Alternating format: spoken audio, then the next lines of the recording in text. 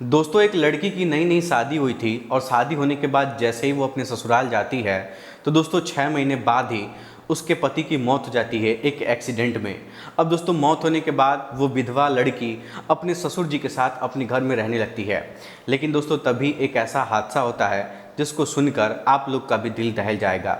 दोस्तों ससुर जी एक दिन रात के 2 बज रहे थे और बाथरूम में गए थे सुसु करने के लिए और टॉयलेट करने के बाद अपने बहू के कमरे में जाते हैं और दरवाज़ा खटखटाने लगते हैं।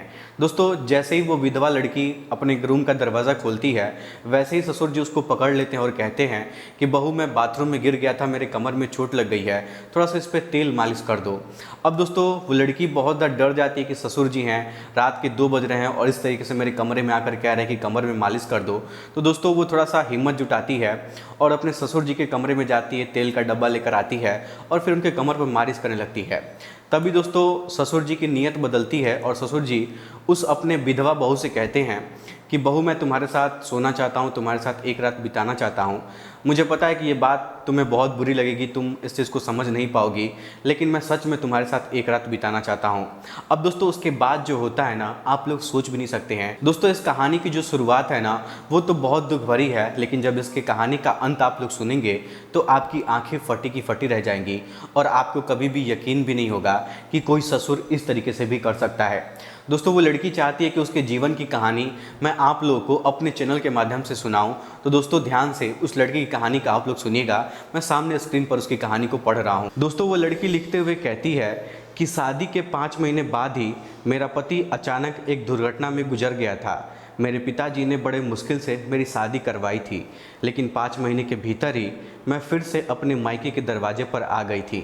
मेरे मायके में मेरी माँ नहीं थी, इसीलिए मुझे बहुत ज़्यादा डर लग रहा था। अगर पिताजी कुछ कहेंगे तो मैं किसके आंचल में अपना मुंह छिपाऊंगी।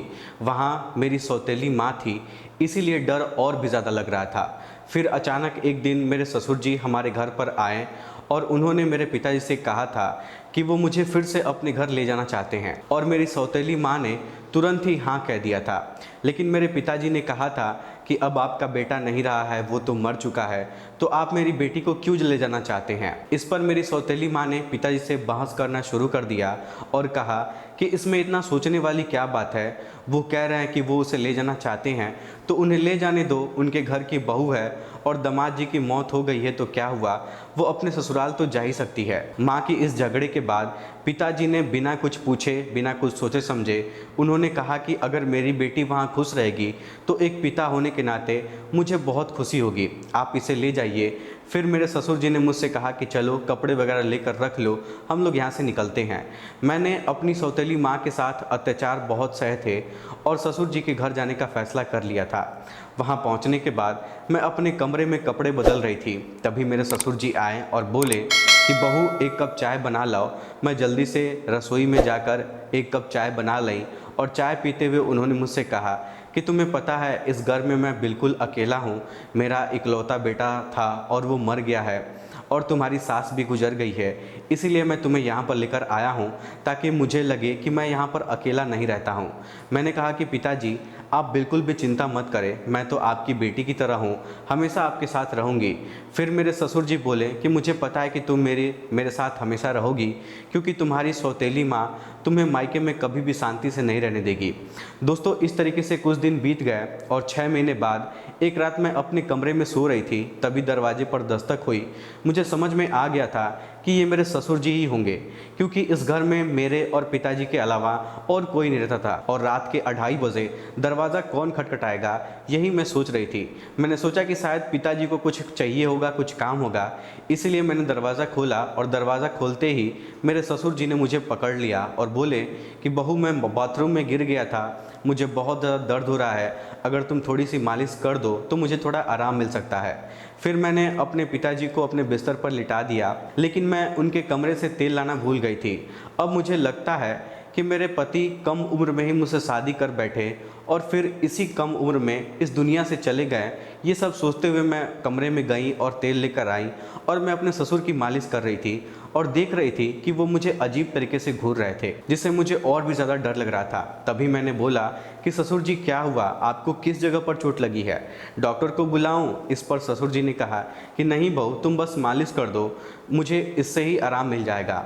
उनकी अजीब बातें सुनकर मुझे और ज़्यादा असहज महसूस होने लगा। फिर मैंने कहा कि ससुर जी आप यहीं लेट जाइए, कमर में दर्द लेकर आप अपने कमरे तक कैसे जाएंगे, मैं आपके कमरे में जाकर सो जाती हूँ। दोस्तों उस रात जब मैं उनके पास बैठी थी तो अचानक मेरी आंख लगने लगी थी और मुझे समझ में आ रहा था कि ससुर जी की आंखों में एक अलग ही भाव था। मैंने सोचा कि क्या यह सच में हो रहा है या फिर मेरा कोई कल्पना है। इस पल ने मेरे मन में एक नया डर पैदा कर दिया था जो मुझे सोचने पर मजबूर कर रहा था।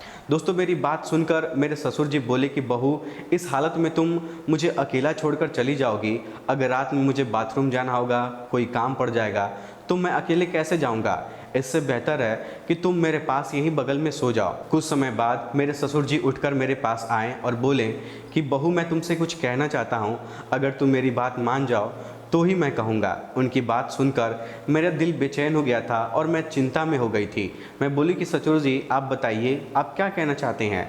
तो मेरे ससुर जी ने थोड़ा हंसकर बोला कि आज की रात मैं तुम्हारे साथ बिताने चाहता हूँ, क्योंकि अकेले अकेले अब मुझे भी अच्छा नहीं लगता है। मेरे बेटे के मरने के बाद मैंने सोचा था कि मैं अपनी दूसरी शादी कर लूँगा, लेकिन फिर मैं सोचा कि तुम्हारी सौतेली माँ तुम्हें घर पे कभी भी शांति से नहीं रहने देगी, तुम्हें हमेशा मारती है पीटती है, इसीलिए मैंने तुम्हें इस घर में फिर से लाया। उनकी इस बात को सुनकर मुझे बहुत ज़्यादा असहज महसूस हुआ था, लेकिन उनकी बात का विरोध करने की मुझ में हिम्मत भी नहीं हुई थी। मैं अपने कमरे के सोफे पर लेट गई और नींद में सो गई थी, क्योंकि मुझे नींद भी आ रही थी और बहुत डर भी लग रहा था। ससुर जी ने कहा कि बहू लगता है कि मैंने तुमसे कुछ गलत नहीं कहा है, मैं चाहता हूं कि तुम मुझसे शादी कर लो ताकि कोई कुछ ना कह सके। दोस्तों मैं अपनी ससुर जी की बात सुनकर मैं तो एकदम से हक्का बक्का होकर बोली कि ससुर जी आप ये क्या कह रहे हैं, आप मेरे ससुर जी हैं और ससुर जी से मैं कैसे शादी कर सकती हूँ, मैं कैसे उनके साथ बिस्तर पे हो सकती हूँ। मेरे ससुर जी बोले कि देखो बहू, मैं मानता हूँ कि कभी मैं तुम्हारा ससुर था, लेकिन तुम्हारे पति को मरे हुए अब 6 महीने से ज़्यादा गुजर चुके हैं, अब हमारे बीच ऐसा कोई रिश्ता भी नहीं है, मैं अकेला हूँ और तुम भी अकेली हो, हम एक दूसरे का साथ दे सकते हैं तो बहुत अच्छा रहेगा। दोस्तों उनकी इस बात को सुनकर मेरा मन विचलित हो गया और मैं कुछ कह नहीं पाई।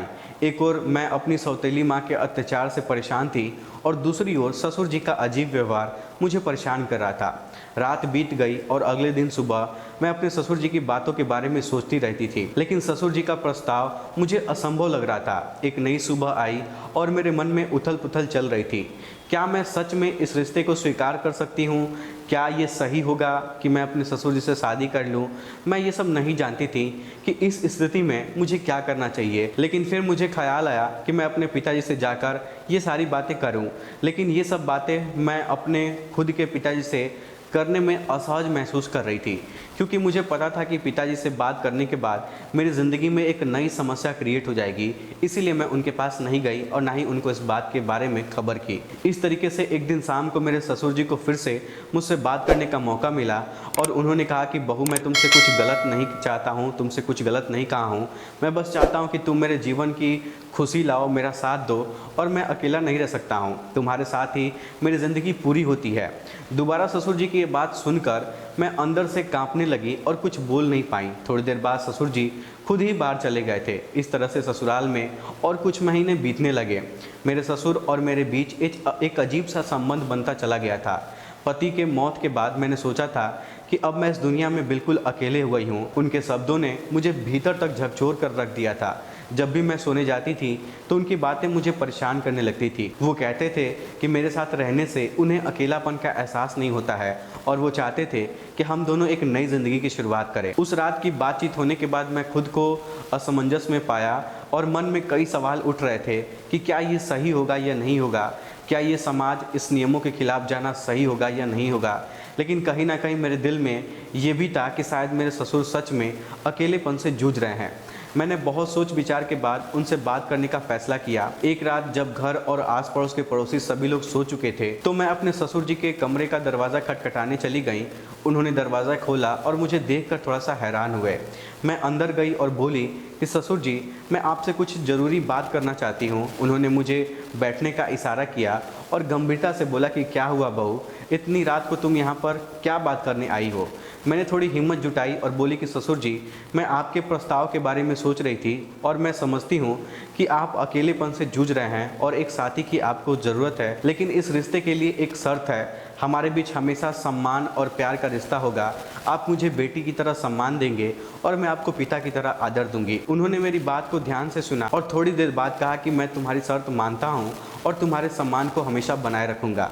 उनकी ये बात सुनकर मेरे दिल में जो बोझ था वो हल्का हो गया और मैंने उन्हें अपनी सहमति दे दी। फिर कुछ दिनों बाद हमने एक छोटे से समारोह में जाकर शादी कर लिया और ये शादी समाज की नज़रों में एक असामान्य थी, लेकिन हमने अपनी स्थिति को स्वीकार कर लिया था। शादी के बाद के दिनों मेरे लिए बहुत चुनौतीपूर्ण थे। गांव के लोग बातें बनाने लगे, रिश्तेदारों ने हमें दूरी बनानी शुरू कर दी थी, लेकिन हमने इन सब की परवाह किए बिना अपने जीवन को आगे बढ़ाने का फैसला किया। धीरे धीरे हमारे रिश्ते में प्यार और समझ बढ़ने लगी। ससुराल में पहले जहाँ मुझे खुद को बहुत ज़्यादा बुरा लगता था और मैं असहज महसूस करती थी, अब वह मुझे एक नई ऊर्जा और सुख का एहसास होने लगा था। मैंने ये महसूस किया था कि कभी कभी सामाजिक बाधाओं को तोड़कर जीवन में नई दिशा मिल सकती है और हमारा ये रिश्ता अब केवल एक समझौता नहीं था, बल्कि सच्चे प्यार और सम्मान की नींव पर टिका हुआ था। अब वही घर मुझे अपना लगने लगा था। ससुर ने मेरे लिए हर संभव प्रयास किया ताकि मैं खुश रह सकूं। उन्होंने मेरी हर छोटी बड़ी ज़रूरतों का ध्यान रखा और हर ख्वाहिश को पूरी की। वो हर दिन मेरे लिए कुछ ना कुछ खास करने के लिए कोशिश करते थे और कभी कभी मेरे पसंद का खाने की चीज़ें भी लाया करते थे, तो कभी मेरे लिए नई नई साड़ियाँ भी खरीदते थे। धीरे धीरे मैं भी उनके प्रति एक अलग तरह का आदर महसूस करने लगी थी। हम दोनों ने मिलकर एक नई ज़िंदगी की शुरुआत की। ससुर जी अब मेरे जीवन का एक अभिन्न हिस्सा बन चुके हैं। हमारे बीच का रिश्ता अब सिर्फ ससुर और बहू का नहीं रहा, बल्कि दो दिलों का मजबूत बंधन बन गया है। वो मुझे हर उस समय सहारा देते हैं जब मुझे उनकी सबसे ज़्यादा ज़रूरत होती है। उन्होंने मुझे फिर से हंसाना सिखाया, जीवन को एक नए नज़रिए से दिखाने का सिखाया। शादी के कुछ महीने बाद मैंने महसूस किया कि हमारे बीच का ये नया रिश्ता मुझे नई दिशा दे रहा है। हमने मिलकर कई मुश्किलों का सामना किया और हर बार एक दूसरे का साथ दिया। ससुर के साथ मेरे इस नए रिश्ते ने मुझे जीवन में कई नए पहलू दिखाए। उन्होंने मुझे ये एहसास दिलाया कि जीवन में अगर साथी सही हो तो कोई भी मुश्किलें इतनी बड़ी नहीं होती हैं उसे पार ना किया जा सके। दोस्तों, समाज की नज़रों में हमें बहुत कुछ सिखाया, लेकिन अपने फैसले पर कभी हमको पछतावा नहीं हुआ। हमारे रिश्ते में धीरे धीरे एक नई तरह का प्यार और सम्मान भरने लगा था। उनके साथ बिताए गए हर पल ने मुझे एक नया नज़रिया सिखाया था। मुझे एहसास हुआ कि कभी कभी जीवन हमें ऐसे मोड़ पर ले जाती है जहां हमें अपने फैसले पर पुनः विचार करना पड़ता है। आज मैं अपने ससुर के साथ एक नई ज़िंदगी जी रही हूँ। हमारे बीच का प्यार और सम्मान पहले से और भी ज़्यादा अधिक मजबूत हो गया है। वो मेरे जीवन के सबसे महत्वपूर्ण व्यक्ति बन चुके हैं। उनके साथ बिताए गए हर पल ने मुझे ये सिखाया कि सच्ची संबंध केवल सामाजिक परिभाषाओं से नहीं है, बल्कि दिलों के आपसी समझ और सम्मान से बनता है। दोस्तों, समय के साथ साथ मेरे और ससुर जी के बीच का रिश्ता और भी मजबूत होता चला गया और गांव में लोग बातें बनाने लगे थे, लेकिन हमने कभी भी किसी की परवाह नहीं की। हम दोनों ने एक दूसरे के साथ जीवन के हर उतार चढ़ाव का सामना किया और इस रिश्ते में एक दूसरे का साथ हमेशा बनाए रखा। ससुर ने मुझे एहसास दिलाया कि मेरे जीवन में उनकी मौजूदगी किसी वरदान से कम नहीं है। उनके साथ बिताए गए हर पल मुझे ये सिखाया कि जीवन में सच्चे साथी का महत्व क्या होता है। शादी के कुछ समय बाद हमने गांव में एक छोटा सा व्यापार शुरू किया। ससुर जी ने अपनी मेहनत से घर की हालात और स्थिति दोनों में सुधार लाया और उन्होंने मुझे हर कदम पर सहयोग दिया और मेरे साथ खड़े रहे। हमारा जीवन एक नई दिशा में आगे बढ़ रहा था और अब हम अपने अतीत को पीछे छोड़ चुके थे। हमारे रिश्ते को लेकर पहले जितनी भी गलतफहमियां थीं और समाज के जितने भी लोग ताना मारते थे, धीरे धीरे वो सभी लोग शांत हो गए और लोगों ने हमें और हमारे रिश्ते को स्वीकार करना शुरू कर दिया। गांव के लोग जो पहले हम लोग के रिश्ते को लेकर बातें बनाते थे, वो लोग अब हमारी मेहनत को देखकर और हमारे साथ को देखकर हमें सराहना करते हैं। समय बीता गया और अब मेरे जीवन में किसी भी चीज़ की कमी का एहसास नहीं होता है। मेरे ससुर ने मेरे लिए एक परिवार का रूप ले लिया था। उनकी देखभाल और प्यार ने मेरे जीवन को जो खालीपन था उसको भर दिया था। अब हमारा जीवन एक सामान्य और खुशहाल ढेर पर चलने लगा था। एक दिन ससुर जी ने मुझसे कहा कहा कि बहू, हमने मिलकर इस जीवन को संवार लिया है, अब मुझे ये डर नहीं है कि मैं अकेला रह जाऊंगा। तुम्हारे साथ ने मुझे एक नई ज़िंदगी दी है और मैं इसके लिए हमेशा तुम्हारे लिए आभारी रहूँगा। मैंने उसकी ओर देखा और मुस्कुराते हुए कहा कि पिताजी, ये आपका हक था। आपने मुझे हर मुश्किल समय में मेरा सहारा दिया और मुझे नई ज़िंदगी जीने का प्रेरणा दी। अब हम दोनों ने मिलकर एक नया जीवन बना लिया है और यही हमारे लिए सबसे बड़ी जीत है। तो दोस्तों, ये थी आज की इस लड़की की कहानी। और दोस्तों, इस लड़की के साथ बहुत ही बुरा घटना हुआ था। शादी के कुछ महीने बाद ही इसका पति एक एक्सीडेंट में गुजर गया था और तब से इसको बहुत सारी प्रॉब्लम्स का सामना करना पड़ा। और अंत में जब ये कहीं की नहीं रह पाएगी, इसकी सौतेली माँ इसको घर पर नहीं रखती थी, डांटती थी, बोलती थी, तो अंत में मजबूरी में इसको अपने ससुर जी के पास आना पड़ा। और दोस्तों, ससुर जी की उम्र भी कुछ खास नहीं थी, वो भी अभी जवान थे, 55 साल की उनकी उम्र थी।